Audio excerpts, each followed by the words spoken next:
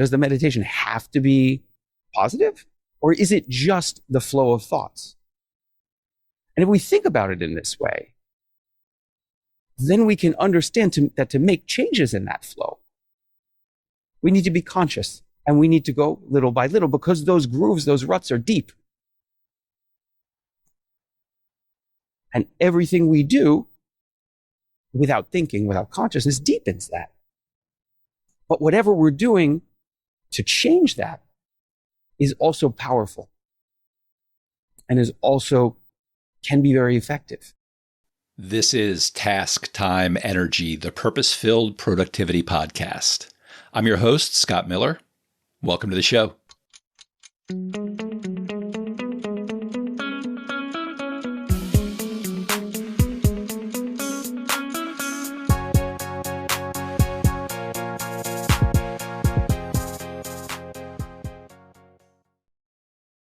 Whenever we're trying to be productive, it helps to focus our full attention on whatever it is that we're doing. And that's what we mean when we talk about mindfulness. Mindfulness is about focusing our full attention and awareness on where we are and what we're doing and how we're being. There's been a lot of interest in mindfulness and meditation in the scientific community and the medical community for the past several decades. There's a large and growing body of research showing many different potential benefits of mindfulness practice and meditation practice. But people have been studying mindfulness and meditation and practicing it for thousands of years. And I think it's really interesting to explore both sides of that. It's interesting to explore both the modern research and these traditional methods that have been around for so long and that people are still finding useful today. And that's why I'm very glad that we had the chance to talk with Yemado, who is our guest for today's episode. Yemado is the foremost teacher in North America of Boabom. He's been teaching for more than 2 decades and has brought this practice to thousands of students around the world. Yemado is the director of the Boston School of Boabom, the only school dedicated to Boabom in North America. He's the co-translator and editor of a number of books about Boabom, and he's the creator of Boabom Journey, a new 5-star app that allows anyone to learn Boabom on their own schedule. So what is Boabom? We're going to ask Yemado that question in just a moment, and you'll be able to hear Yemado explain what Boabom is all about. Yemado, welcome. Thank you, Scott. It's nice to be here. It's wonderful to have you here. Is there anything else you'd like to share with our listeners about your experience, any recent adventures or accomplishments, anything else you'd like to share? I don't think I need to go too in detail, but this app that you mentioned, this Boabom Journey, has really been a fascinating journey for me because with COVID, I always taught in person. I would teach in person here in Boston. I would go to Europe. I would go to other parts of the world and teach in person. And with the pandemic, we started teaching online, but it was still all live classes. And so this decision to add and kind of an asynchronous or video class element and create this app and video course around it has really been a fascinating adventure for me, where I've learned a lot and thought a lot about what it means to teach in different ways to people I might not know personally. So that's really been my latest adventure. I think it would be great if you could just describe Boabom to our listeners. If you could tell a little bit about what it actually is exactly, maybe a little bit about the history, how it was developed, just anything you'd like to share about Boabom. Yeah. So Boabom is an art of relaxation, meditation, and self-defense. And it has roots in ancient Tibet. And when I say relaxation, meditation, and self-defense, sometimes people say, wait, how can you have relaxation and self-defense and meditation all in one? And Boabom is like a very complete system in that we have classes for gentle movement. We have classes for faster movement that work as a defense. And these are like separate tracks where you can learn and develop a whole system of slow movements and a whole system of fast movements. Each of these systems has like a whole set of warm-ups associated with it that develop also and change over time. And one of the really interesting things for me about Boabom is that it's progressive. And what I mean by that is that you learn something new every class. So whether you're learning slow way or the fast way, you start with other beginners. And every class you kind of do what you know and add something new. And so then the next class, the teacher leads you through what you know and adds something new. So we're doing stretching, we're doing breathing through the whole class. We're doing kind of strength exercises, and we're also doing coordinative exercises that in the FAST system look like a martial art. They have a defense application. But in the class, we have no contact and no competition. And we have no contact for a couple of reasons. One of the principal elements of Boabom is taking care of our body, right? Because, we can do a lot of things when we're young, a lot of strong exercise, but we want to be able to keep doing those things as we get older, right? And we want to keep our body in good shape through our whole life. And we want to avoid injury, right? And at the same time, we want to create a space where everybody can develop themselves. And this is another important idea in Boabom, that whoever you are, you can be athletic or not athletic or coordinated or less coordinated or whatever, you can get the most out of your practice. And so this is part of this non-contact and non-competition idea, that if you're competing with anybody, it's yourself. And so the teacher isn't there saying, no, this person is better, or this person, or you need to be like this person. Or no, everybody needs to develop in their own way. Because this is the only real way to develop like an internal sense of accomplishment and mastery in like a positive way. So Boabom combines kind of all of these elements with strong exercise. So we can sweat, we can move, we can really develop our strength and flexibility and balance and all of this, and combines that with breathing.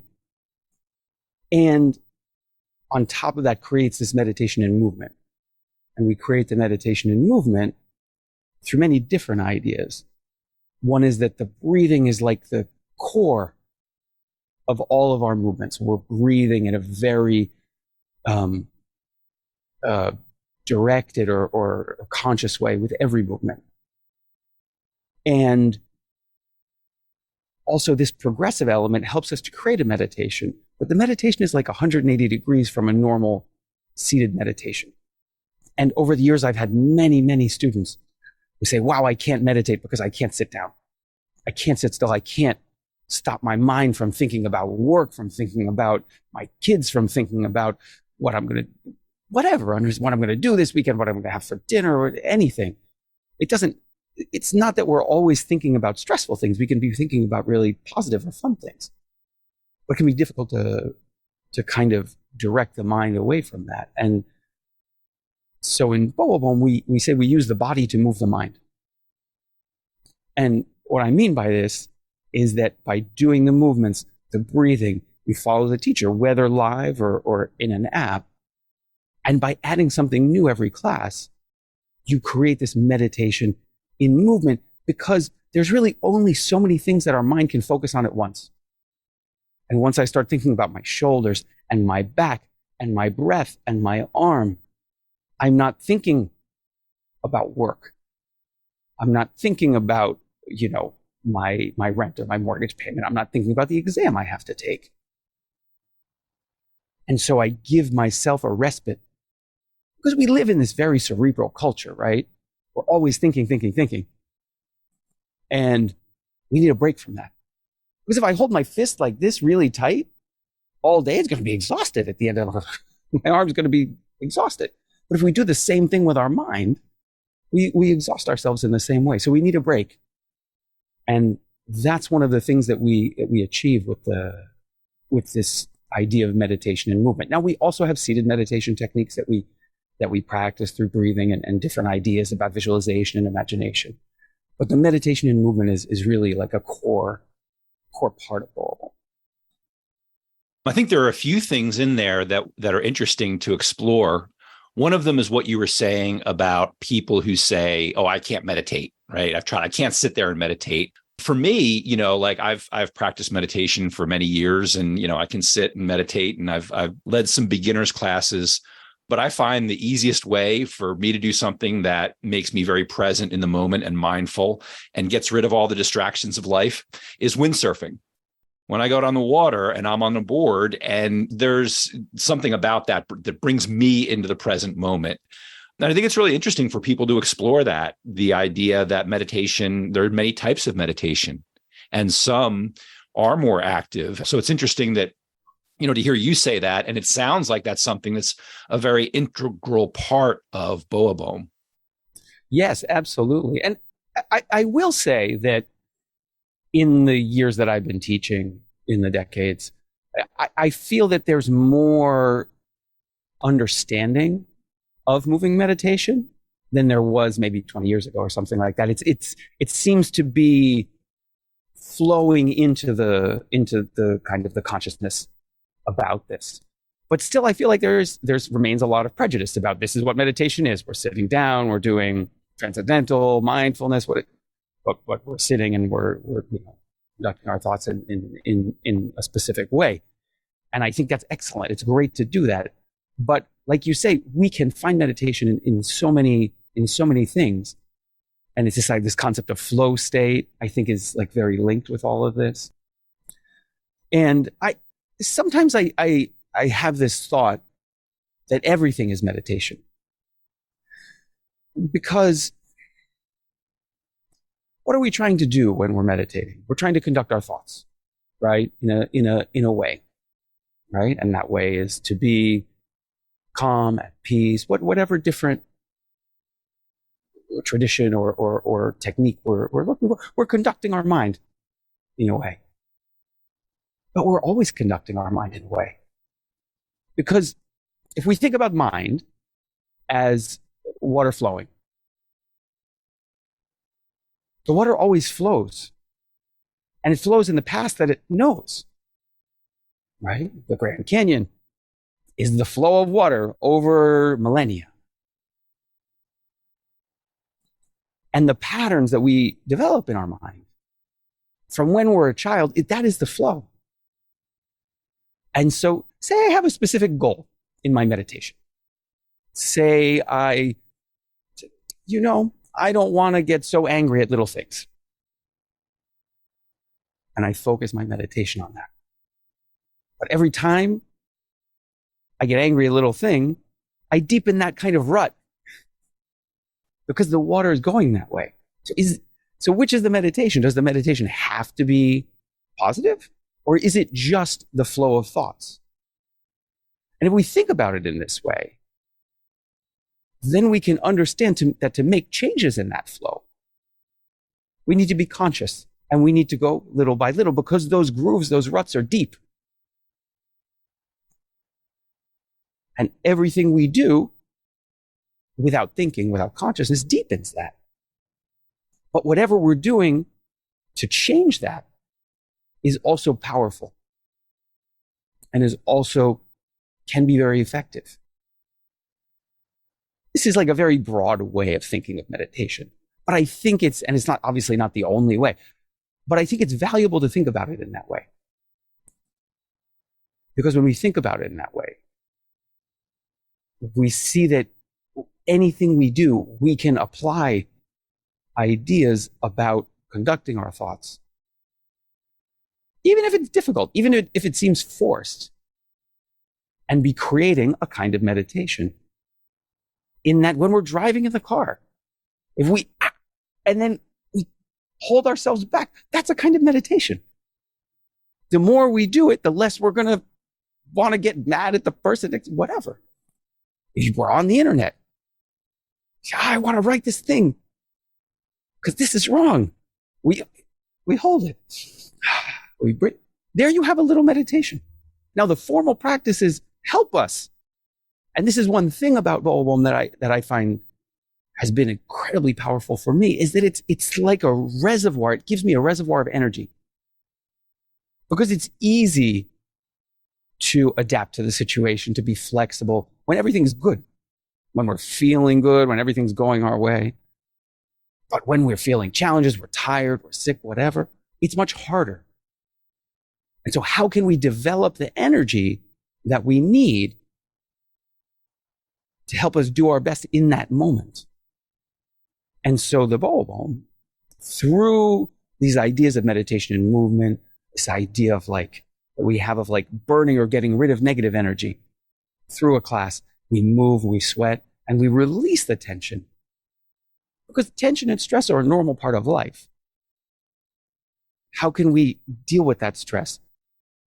And instead of giving it to other people, how can we diffuse it? And so when we diffuse it, little by little, we can develop like this like reservoir of energy that we can call upon when we need to develop ourselves or control ourselves or conduct ourselves in a specific way. The driving example you gave, I think, is a good one. One of the things we can learn from meditation is just to create that little bit of space, that pause before we react. Whether it's someone cutting us off in traffic, whether it's reading something on the internet that we want to respond to, and the ability to just create that small amount of space and pause and think and maybe choose to react differently. And then you also talked about diffusing stress as one of the benefits of meditation and exercise and relaxation. I'm wondering if you could share any other personal experiences, anything you've observed, and this could be maybe something you observed yourself, maybe even with students, if you want to like talk anonymously about some students you've worked with, but just some very tangible, practical ways that you've seen or benefits that you've seen from meditation, from practicing meditation and relaxation and this kind of exercise that you're talking about. There's so much. There's so much to think about. And it's interesting because you can think about like immediate, like short term, and you can think about long term. Like, what does it mean to meditate and have a benefit in the moment? What does it mean to meditate for a lifetime? Many of my students and many people ask me, oh, do I need to practice every day and an hour every day, 2 hours every day? And, you know, what's this famous quote is, you know, the man goes to the meditation teacher and says, I'm having trouble finding the time to meditate an hour a day. And the teacher says, well, then you need to meditate 2 hours a day, right? It's a wonderful ideal, but it's not necessarily practical for us in our busy Western lives. We have many things going on. We have many commitments and our lives are structured around doing many things. And I take this progressive approach, like in Boabom, where my suggestion is start small, right? 15 minutes once or twice a week. Do it. Because the real gains come in the long term. Obviously, I have had many students who come to a class or a meditation class like, wow, I feel so much better. I feel more light. I feel like, or like now I have a solution to my problem. This is something that I see that's really interesting. You know, a student will come back. They'll be telling me about something that's you know going on in their lives or they're trying to resolve. And we do a class. Maybe a couple of weeks later, they're like, you know, I was walking home from class and the solution came to me. And I've seen this many times. This idea of taking the mind out of this like focusing on the problem at hand, doing something else, and the solution appears. Because it's not like we're only working on things consciously. We're working on things unconsciously as well. And I think that's an interesting benefit to meditation in whatever form, is that it gives us time to work in a different, in a subconscious way on whatever we're chewing on in our mind. I've seen students become more calm, more able to deal with the stresses they face on a daily basis. You know, I've seen a lot of students able to like, after some time practicing, developing the confidence and the fortitude to make big changes in their lives. to maybe leave the job that they didn't like and start their own thing, or change careers or find a different way. And maybe this is the progression of life as well. But I've had many students say to me, wow, all of this that I learned in Boabom, all of this practice has really helped me to understand what I want, what I can achieve, and given me the courage to try something different. And I think that's a really powerful piece of Boabom or any kind of meditation, movement practice, is this kind of being in yourself. This time spent in yourself gives you the space to think about what's going on around you and where you are. Are you happy where you are? Are you satisfied where you are? Do you need to change? What do you need to do to make that change? And how can you deal with the stress of making that change? Because that kind of change is never easy. I had a student just recently who transitioned from their kind of full-time PhD, like full-time, like kind of think tanky academic kind of work. But it was very stressful for them and so much all the time. Transition into being a personal coach, teaching Boabom at the same time, putting all these things together and really making it work. And making, wow, saying to me, I'm so much happier now. I'm so much more satisfied every day. And that's in terms of those kind of benefits. And we also have like physical benefits, right? Like taking care of your body, being in better shape, just being easier to wake up in the morning, easier to sleep at night. And dealing with overcoming long-term pain, developing flexibility, just feeling better in your body. And I think the two are connected completely. So I think if we feel well in our body, we'll feel better in our emotional state. And the same if we develop our own personal level, our emotional state, we'll have more energy to move and to push ourselves to feel better in our body. It sounds like there are a couple of benefits that might surprise people in there. One of the things you said reminds me of a course that I took. It was on Coursera. It's called Learning How to Learn. It's run by Barbara Oakley. And I don't know if you've ever seen that or familiar with the course, but she talks about some research that they've found in studying learning, where basically when you take days off, if you're studying something like, and I tell my LSAT students this all the time, these people are furiously studying for this test. And I say, you always want to take 1 or 2 days off a week, because what they've found is when you are not studying, and you said almost exactly the same thing a moment ago, your brain is working in the background.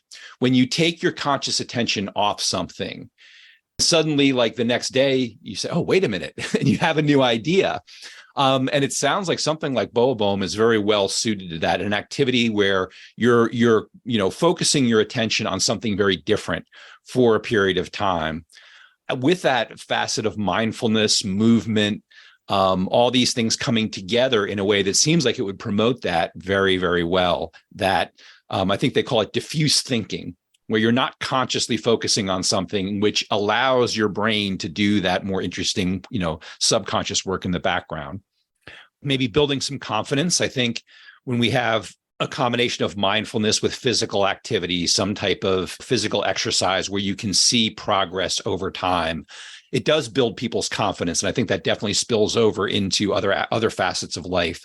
But then also, it sounded like you were talking about a little bit more of a long-term benefit, where when you're spending, a fair amount of time quieting your mind and kind of quieting the everyday noise that we constantly deal with, we start to see things in new ways, and we start to see new opportunities that we weren't aware of before. This type of moving meditation, like you're talking about, combination of exercise and relaxation and mindfulness, again, seems like it would be very well suited to all these things, and maybe, produce results that people wouldn't expect. No, absolutely. There's actually a few things that I want to say in response to, because there's a few things that you touched on that I thought were interesting and made me think of some ideas.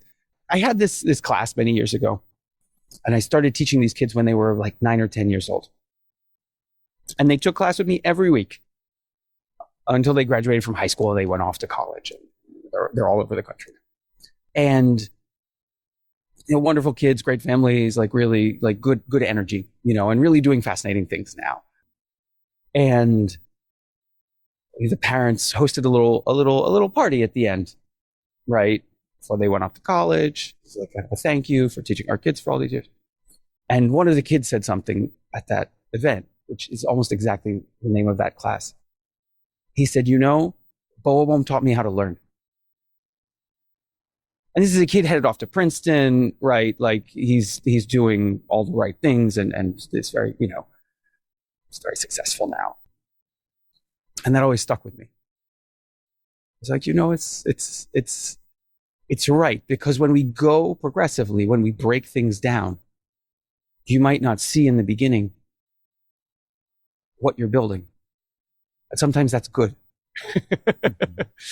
to see piece by piece what you're doing, because the totality of the task can be daunting. And it reminds me of another student who was an occupational therapist.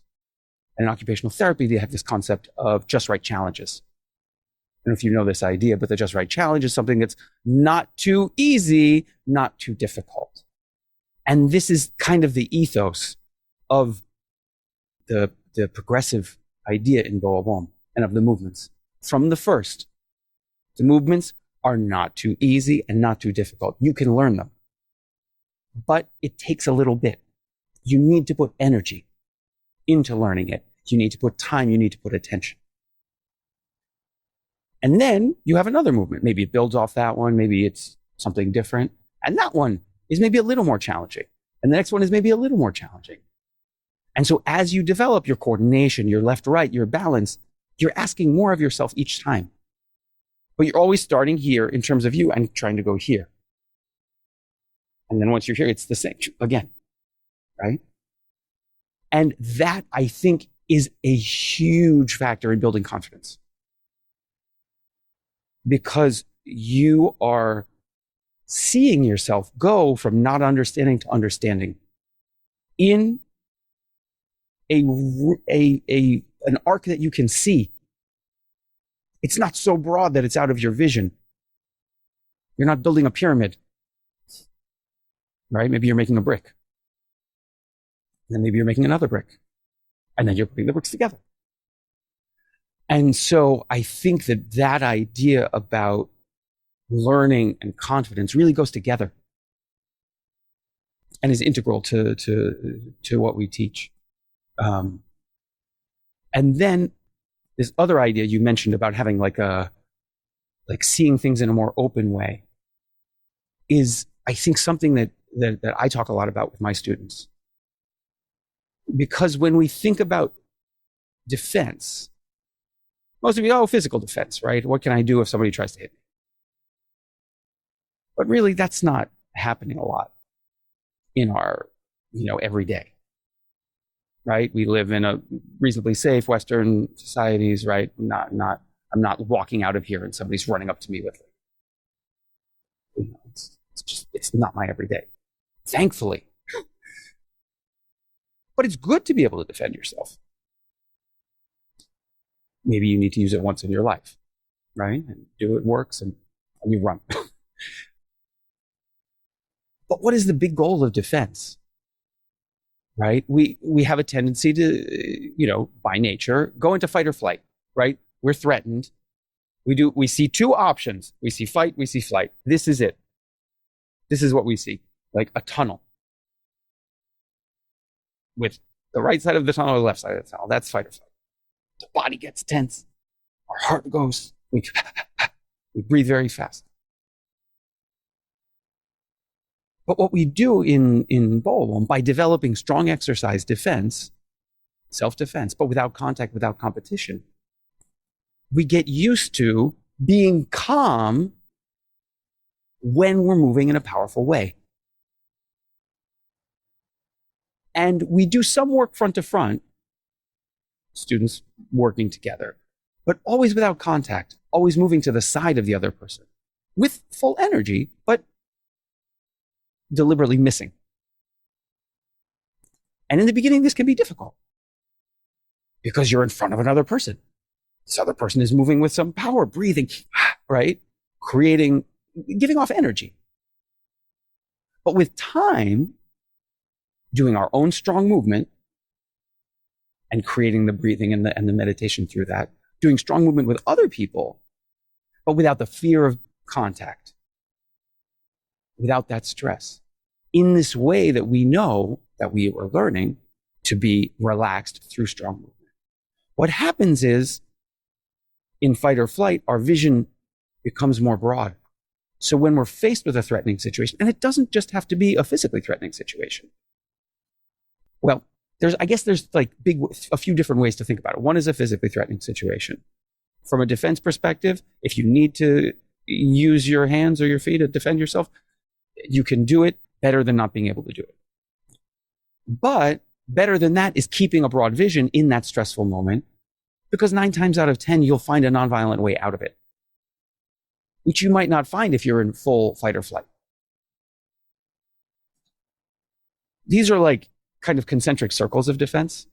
The first is small. The second is medium. The third is like extra, extra large, which is the psychological defense.